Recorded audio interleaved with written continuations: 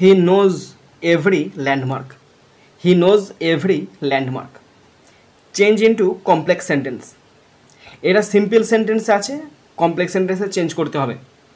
এখন এই সেন্টেন্সটার মানেটা, সে প্রত্যেকটি স্থান জানে। এবার দেখো ল্যান্ডমার্ক মানে কি জানো তো, কোনো একটা জায়গার, সেই জায়গার একটা বিশিষ্ট অংশকে বা স্থানকে বলা হচ্ছে ল্যান্ডমার্ক। মানে পুরো ধরো একটা আরামবাগ, আমি সাপোজ এক্সাম্পল দিচ্ছি, এটা হচ্ছে আরামবাগ, এবং আরামবাগের মধ্যে একটা বিশিষ্ট জায়গা, মানে ধরো Arambagh high school. Arambagh high school, এই আরামবাগ হাই স্কুলটা হলো একটা বিশিষ্ট ল্যান্ডমার্ক। বোঝাতে পারলাম তো? তো হি নোজ এভরি ল্যান্ডমার্ক, সে প্রত্যেকটা নির্দিষ্ট জায়গা জানে। কমপ্লেক্স সেন্টেন্সে চেঞ্জ করতে দিয়েছে। তো যদি কমপ্লেক্স সেন্টেন্সে চেঞ্জ করি তখন মানেটা হবে সে জানে প্রত্যেকটা নির্দিষ্ট জায়গার অবস্থান কোথায়।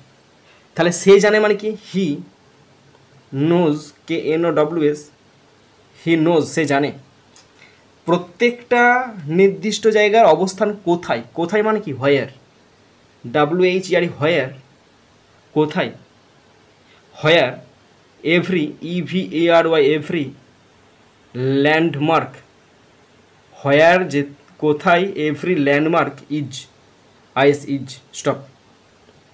সে জানে কোথায় প্রত্যেকটা জায়গার অবস্থান। তো এখানে হোয়ার মানেটা আমি বললাম কোথায়।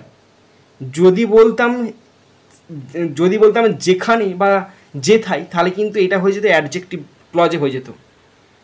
এবং হোয়ারটা এখানে লিঙ্কার হিসাবে ব্যবহৃত হয়েছে।